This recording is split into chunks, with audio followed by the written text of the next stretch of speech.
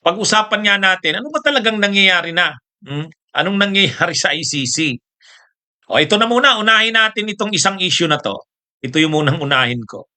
Granted daw yung interim release. Tingnan nyo mga kabunyog. Granted na ang petition for interim release ni FPRRD. Kinakalat yan ng mga vloggers ng DDS, kinakalat ng mga trolls nila, o syempre tuwang-tuwa yung mga supporters ng Duterte.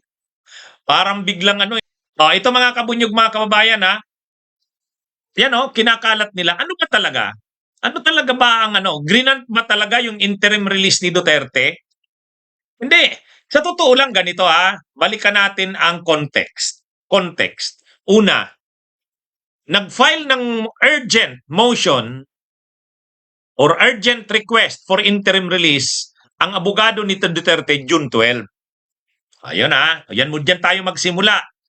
Nag-file ng urgent request for interim release si Nicolas Kaufman June 12.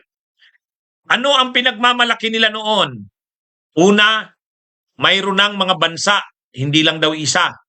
Maraming bansa daw ang gustong mag-host kay Duterte basta pagbigyan ng ICC ang interim release. Pangalawa, hindi daw kumukontra ang prosecution. Yan ang final ni Kaufman noong June 12 yan. So ngayon, ang problema, kinatagalan, wala namang nababalitang bansa na willing. Yung Australia, openly naglabas ng statement, hindi sila papayag, ayaw nila. Ang Belgium, ayon kay Attorney Chrissy Conte, hindi rin pumayag. So walang bansa. Ang isa pa, yung prosecution, hindi totoong hindi opposed. Opposed ang prosecution. Kaya nag-file ng opposition ang prosecution. So ngayon, naipit ngayon si Kaufman. Anong ginawa ni Kaufman? Ito yung final ng kampo ni Kaufman. Urgent defense request to suspend adjudication on the defense request for interim release. Okay? Ginawang publiko yan. Okay? So sa madaling sabi, ang ginawa ni Kaufman, nag-file siya ng request na wag munang isuspend muna ng ICC yung pag-decide. Okay? Kumbaga wala. Hindi pala totoo na maraming bansa ang gustong tumanggap kay Duterte. Pangalawa, yung prosecution pala, hindi naman totoong hindi mag-o-oppose. Oppose pala. So anong ginawa? Anong ginawa ni Kaufman? Nag-file siya ng urgent defense request to suspend adjudication on the defense request for interim release. Yan ang kumpletong title Ang final ni Kaufman ay urgent defense request. Ibig sabihin, urgent na naman na request niya. Na i-suspend ang adjudication on the defense request for interim release. Ibig sabihin, ang hinihiling ni Kaufman, yung request niyang urgent noong June 12 na interim release, pinapasuspend niya muna ang adjudication. Anong ibig sabihin ng pinapasuspend ng adjudication? Nakikiusap siya sa ICC na wag na munang desisyonan yung request niyang interim release. Nakuha niyo mga kabunyog, mga kababayan? Ang latest na request ni Kaufman sa ICC ay wag na munang desisyonan yung request niya ng urgent request for interim release. Bakit? Bakit nag-request siya nun? Kasi may mga bansa nga, hindi niya pa malinaw kung sinong bansa talaga. So, pag tinanong kasi siya ng ICC, pre-trial chamber, okay, anong bansa ba yung pumayag? Wala naman siyang maibigay. Wala naman. Kaya anong ginawa ni Anong ginawa ni Kaufman?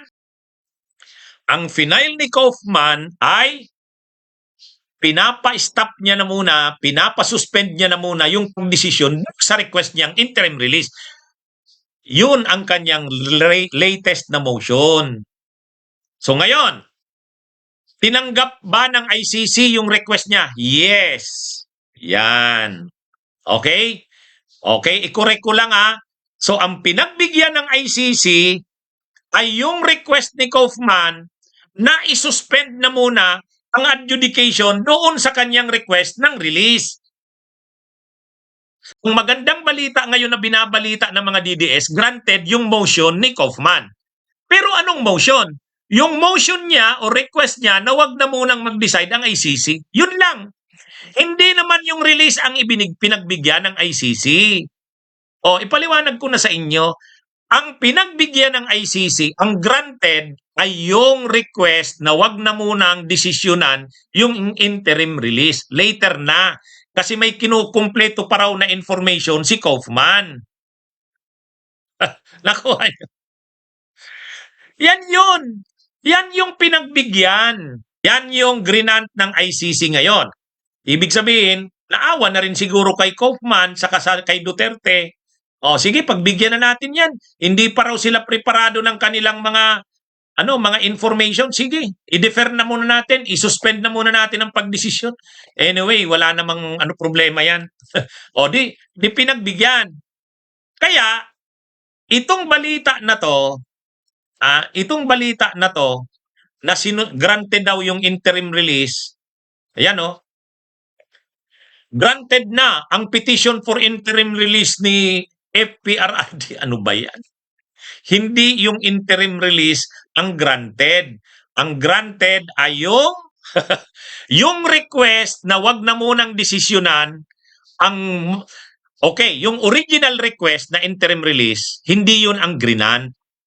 Ang grinant ng ICC ay yung urgent request na wag na munang desisyonan yung interim release. Saka na, may kinukumpleto pa raw silang requirements. Sabi ng ICC pre-trial, okay, sige, pagbigyan natin.